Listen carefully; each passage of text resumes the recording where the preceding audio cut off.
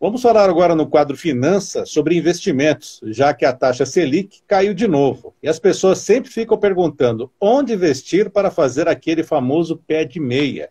Nossa convidada para falar sobre isso é a administradora e especialista em finanças, Catarina Sacerdote. Doutora Catarina, que está conosco também, fazendo esta live nesse momento, nessa entrevista. Bom dia! Bom dia, Sérgio, tudo bem? Obrigada mais uma vez pelo convite, viu? Muito obrigado, nós que agradecemos.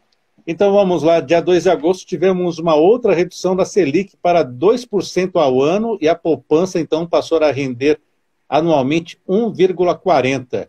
Como as pessoas devem buscar novos investimentos com essa taxa de juros tão baixa, hein, doutora Catarina? Pois é, Sérgio, a gente tem que lembrar que essa taxa ela vai refletir principalmente lá na poupança dos bancos também, né?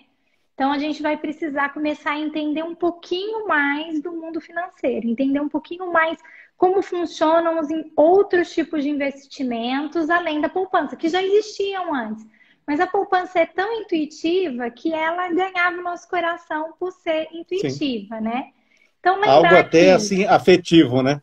Exatamente. Eu sempre brinco que muito dificilmente alguém precisou de um manual de instruções para investir na poupança, né? Então a gente se apega mesmo.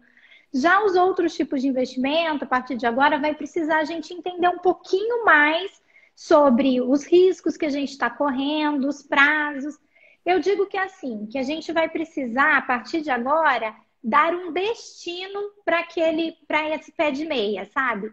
A poupança ela era uma massa de dinheiro assim meio disforme que a gente podia tirar a qualquer momento. A partir de agora a gente vai precisar avaliar qual que é o meu objetivo, qual que é o meu prazo e qual que é o risco que eu estou disposto a correr, sabe? Então vamos lá, vamos falar um pouco então como a taxa Selic ela acaba refletindo nesses investimentos, hein, doutora Catarina? Eu queria só lembrar primeiro que a Pois Selic não. está muito baixa para incentivar o consumo, né? Então, o que que acontece? O que que aconteceu? A gente já vinha num movimento de inflação muito baixa, né? De queda da inflação.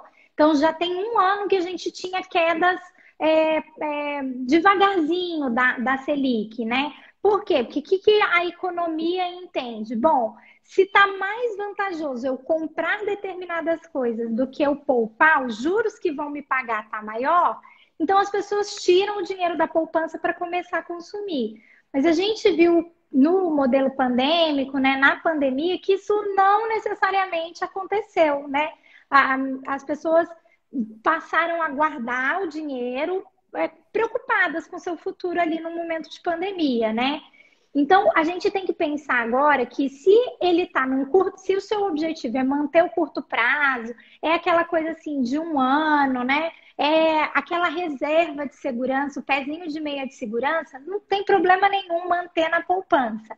É entender a partir de agora que para o longo prazo, o que eu estou falando de longo prazo? Mais de 2 anos, mais de 3 anos, a gente corre o risco daquele rendimento da poupança não superar a inflação.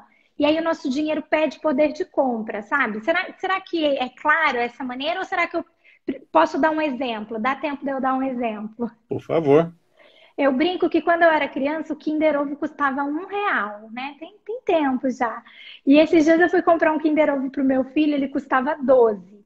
Ou seja, essa diferença de R$ 1 que custava lá 15 anos atrás, com o passar do tempo, hoje custa 12, isso é perder o poder de compra. Então, se eu lá, criança, tivesse guardado meu R$ 1 dentro de uma caixinha pensando, quando eu crescer eu vou comprar um Kinder Ovo, eu não ia conseguir, o meu dinheiro perdeu o poder de compra, né?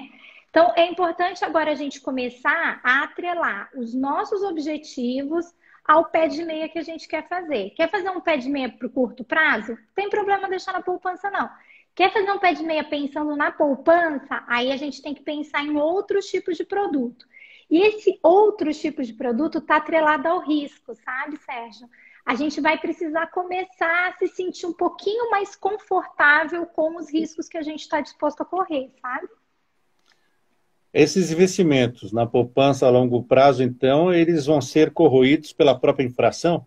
Pela própria inflação? É essa expectativa que a gente tem para os próximos anos, né? Quem deixar um dinheiro que é para o longo prazo na poupança, gosto muito de dar o exemplo da casa, que eu acho que é muito concreto, sabe? A gente planeja construir ou comprar uma casa em 8 anos, 9 anos. Não é igual a aposentadoria que a gente planeja para daqui 30 anos, né? Então, se eu guardar lá todo dia, todo mês um dinheirinho na poupança, pensando que eu vou conseguir construir uma casa daqui 5 anos, 6 anos, a inflação vai aumentar os preços da construção civil e daqui 6 anos o meu dinheiro não alcançou esse objetivo, sabe? E nesse caso, então, vamos falar desses riscos. Mas antes, eu gostaria que a senhora explicasse para nós, essa taxa muito baixa, como a senhora falou para nós, ela acaba não incentivando, ela está muito baixa para incentivar o consumo ou o contrário? Exatamente, ela está muito baixa para incentivar o consumo ou para incentivar que as pessoas corram risco, né? A gente tem que lembrar que o banco não vende casa, o banco não vende carro, o banco, o produto principal dos bancos é dinheiro, certo? Então é o seguinte, ou eu pego o meu dinheiro que está lá parado na poupança, porque render 1% ao ano é muito pouco, né? Ou eu pego esse dinheiro que está parado na poupança e injeto na economia através de consumo, ou seja, eu vou comprar coisas, vou movimentar o varejo, vou movimentar o comércio, ou eu vou aplicar em alguns produtos de longo prazo, porque aí eu injeto dinheiro para o banco. A gente tem para o banco ou para a instituição financeira que a gente escolher, né? A gente tem que lembrar que quando a gente faz um investimento, a gente empresta dinheiro para essa instituição financeira. E ela pode fazer o que ela quiser, entre aspas, com esse dinheiro, né? Então, se eu aqui, vamos pensar numa relação eu e você porque você está em cima de mim. Eu e você, né? Se eu falar assim para você, Sérgio, você aceita que um dinheiro meu emprestado? Primeira coisa que você vai me perguntar é quando que eu tenho que te pagar de volta, porque aí você vai tomar decisões sobre o que você vai fazer com o meu empréstimo, né? Uhum. Se eu falar assim, eu não sei quando eu quero pegar de volta, assim, pode ser qualquer momento, você vai pensar, opa, peraí, eu não posso imobilizar essa grana, porque a Catarina pode me pedir a qualquer momento. Agora, se eu falar assim, Sérgio, faz o seguinte, eu só preciso desse dinheiro daqui 5 anos, você quer ele emprestado? Você pode pensar assim, opa, peraí, tem um amigo meu que está construindo uma casa, então eu vou emprestar para ele a uma taxa mais cara e daqui 5 anos eu pego de volta e devolvo para a Catarina. O movimento das instituições financeiras é esse, né? Quando eu invisto, eu empresto dinheiro para a instituição financeira e essa instituição financeira empresta para empresas, para pessoas físicas movimentarem a economia de outra maneira, né? Doutora Catarina, vamos explicar para o nosso ouvinte, então, sobre os riscos. É importante salientar o que para que o nosso ouvinte comece a ter esta precaução sobre os investimentos? Vamos lá, eu gosto de explicar 3 riscos que eu acho que são, assim, os mais básicos. A gente tem muito o que falar sobre riscos de investimento, sabe? Mas os 3 básicos, e que a gente tem que ter noção de que quando eu opto por ganhar uma rentabilidade maior, aquela instituição está me premiando por um desses riscos que eu vou optar correr, certo? Então, o mais famoso deles é o risco de crédito, o mais famoso que as pessoas mais temem, né? Que é, e se esse banco quebrar, Catarina, o que vai acontecer? Por isso que a gente recomenda que o investidor iniciante comece ou pelos títulos públicos ou por instituições produtos que têm FGC, que é o Fundo Garantidor de Crédito. Esse fundo ele é mantido pelas instituições financeiras e ele, no caso dessa instituição financeira que a gente escolher, se ela quebrar, o fundo repõe essa grana que a gente investiu. Então, eu gosto de começar por ele, porque esse risco aqui, o investidor iniciante não precisa correr. Olha que beleza, já começamos bem. O segundo, que aí é aquilo que eu estava te explicando agora, é o risco de liquidez. E é nesse ponto que eu acho que o investidor precisa começar a se conhecer um pouquinho melhor e conhecer um pouquinho melhor os produtos. Que é isso que eu te falei, Sérgio, de eu entender qual que é o meu objetivo com essa grana que eu estou guardando, sabe? Eu quero comprar uma casa, eu quero comprar um carro. Por quê? Aí eu abro o risco do dinheiro líquido. Eu abro mão do dinheiro líquido. Eu abro mão de ter esse dinheiro imediatamente na minha conta, né? Então, eu passo a querer essa grana lá na frente. O mercado premia quem faz isso. Por esse motivo que eu acabei de te falar. Se eu sei que eu posso fazer o seu dinheiro girar, eu vou te pagar mais por isso, sabe? E por último, é o próprio risco de mercado, que está muito relacionado à nossa economia, é a volatilidade que a gente chama, né? Que é o sobe e desce aí que esses produtos têm, sabe? E nesse sentido ainda, como o nosso ouvinte deve estudar os investimentos? Olha, eu digo que assim, eu uso essa frase que assim, qual que é o segredo para investir melhor? É não ter segredo, sabe? Assim, se você vai investir numa coisa que você não sabe direito o que que é, o amigo falou, o amigo do bar indicou, o colega de trabalho indicou, cara, estuda o que é esse produto primeiro, sabe? Assim, dá uma lida, pesquisa na internet, digita no Google o nome da instituição financeira, para avaliar se é mesmo uma instituição financeira, porque também, Sérgio, um fenômeno que a gente vê quando a taxa de juros cai muito são os golpes, aumenta muito o número de golpes financeiros, pirâmides financeiras, sabe? Então, procure um investimento que você realmente entenda. E aí eu posso dar uma sugestão por onde o cliente pode começar, o cliente ou o ouvinte pode começar, Vamos lá. sabe? Que são os títulos públicos, né? Assim, já tem um tempo que a gente tem falado o quanto é seguro investir nesses títulos públicos, porque ele já elimina aquele risco do crédito, porque a garantia é o próprio tesouro que a gente tem reserva cambial, tem muitas maneiras, reservas em moeda própria, tem muitas maneiras do tesouro honrar essa dívida, então a gente, apesar do número ser muito preocupante para o crescimento do Brasil, a gente não precisa se preocupar do ponto de vista do investidor, né? E associando os objetivos e os prazos lá dentro desses títulos, rendem bons frutos. A gente pode escolher um produto, por exemplo, que rende garantidamente acima da inflação. Olha que beleza. Você nem corre o risco lá, aquele risco de mercado que eu falei agora há pouco, sabe? E qual que é esse produto aí que rende É o IPC. a inflação?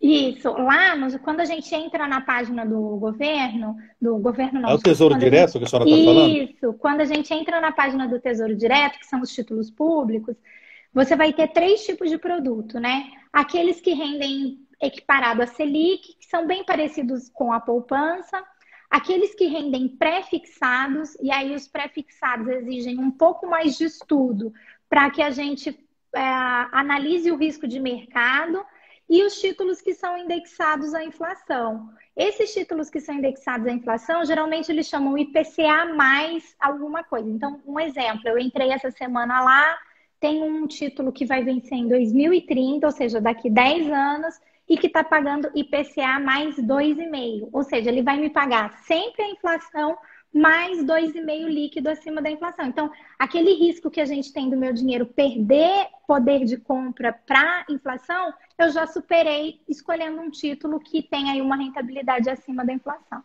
Mas 30 anos o dinheiro fica lá investido, Não, é não, isso? 10 anos. Ele é para 10. 2030. Isso, ele é Ah, para tá. 2030.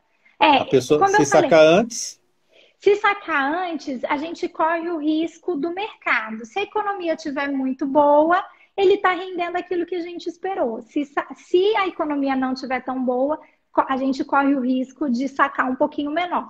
Por isso que eu volto lá, faço o link lá com a minha ideia inicial, sabe, Sérgio? A gente, como investidor, vai precisar entender um pouquinho mais para que é esse nosso pé de meia, sabe? Assim, e separar caixinhas para cada tipo de investimento. Desculpa. Para cada tipo de investimento. Então, quando eu estou falando de aposentadoria, se, por exemplo, eu sei que eu vou me aposentar daqui 20 anos, eu posso fazer um investimento para daqui 10 anos com muita tranquilidade, né? e o que dizer então quando a gente vai ver um vídeo no YouTube e aparece lá um cidadão oferecendo como que é, um pacote, né? Eu esqueci, um grupo de ações, ou também uma outra menina que aparece que tinha 1 milhão, não sei de quando era muito jovem, também oferecendo essas opções de investimentos. Quais os cuidados que devemos ter nessas situações, hein? O cuidado é aquele do conhecimento. Só investir em algo que você realmente conhece.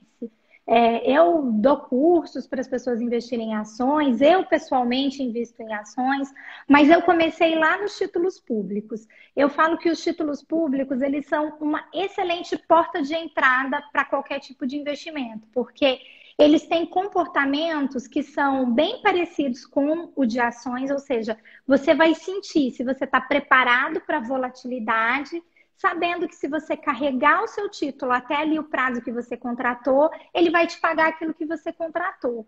Então, não que todos os investimentos que oferecem risco são preocupantes, são golpes, né? A gente tem só que lembrar que muita gente quer ganhar dinheiro só com a venda desses relatórios, né? Mas estude e entenda exatamente onde você vai colocar o dinheiro. Tem um Nobel de economia muito famoso que fala que o melhor investimento é aquele que a gente deita a cabeça no travesseiro e fica tranquilo sobre ele, né? Se você não vai ficar tranquilo sobre as ações, então ainda não é o momento de investir nesse tipo de produto. E esses investimentos dos títulos públicos, a partir de quanto? Ótima pergunta. Lembra daquilo que eu falei, né? O mercado premia quem está disposto a guardar essa grana por mais tempo, não utilizar essa grana por mais tempo. Então, quando eu vou falar dos investimentos de longo prazo, que aí a gente vai ter hoje 2026, 2030, 2035, 2045, 2055, que é uma boa opção para quem tem filhos, por exemplo, a gente vai falar de títulos mais baratos, em torno de 35 até 45 reais. Quando a gente fala de títulos que eu quero sacar a qualquer momento, que é aquele atrelado à Selic, que tem uma rentabilidade parecida com a da poupança, aí os títulos custam 106, 107 reais cada título. E essas promessas também, viva de trade, day trade, o que a senhora pode alertar as pessoas? Isso é um risco, né? Há um estudo que foi feito pela FGV em 2016, com um estudo grande, com uma amostra muito grande, e comprovou-se que somente 2 ou 3% das pessoas que mexiam com trade realmente tinham lucratividade, né, com esse tipo de operação. A gente tem que lembrar que tudo que a gente compra e executa demais tem os custos envolvidos, que são muito altos, e a maioria desses programas de trade é baseado numa técnica de leitura de gráficos. E aí, para a gente aprender a fazer essa leitura de gráficos, precisa estudar muita estatística ou precisa quase acreditar em astrologia, sabe? Assim. Meu Deus! Porque a gente fica enviesados nas nossas análises, assim, né? O risco do investidor, o maior risco que o investidor corre é o risco da autoconfiança em excesso, sabe? Muito bem, falamos no quadro Finanças sobre investimentos, principalmente agora com a queda da taxa Selic. Conversamos com a administradora, especialista em finanças, Catarina Sacerdote. Doutora Catarina, mais dicas estão disponíveis nas suas redes sociais? Estão disponíveis nas minhas redes sociais. Eu estou em todas, estou no YouTube, estou no Spotify. O meu canal principal é aqui o Instagram, que é catarina.sacerdote. E no meu site também, planejar.com.vc, tem vários conteúdos gratuitos, inclusive planilhas, e-books, para quem quer começar a se organizar financeiramente e começar a investir. Muito bem, obrigado mais uma vez, até a próxima. Obrigada, Sérgio, até a próxima. Agora em Brasília, 8 horas e 48 minutos.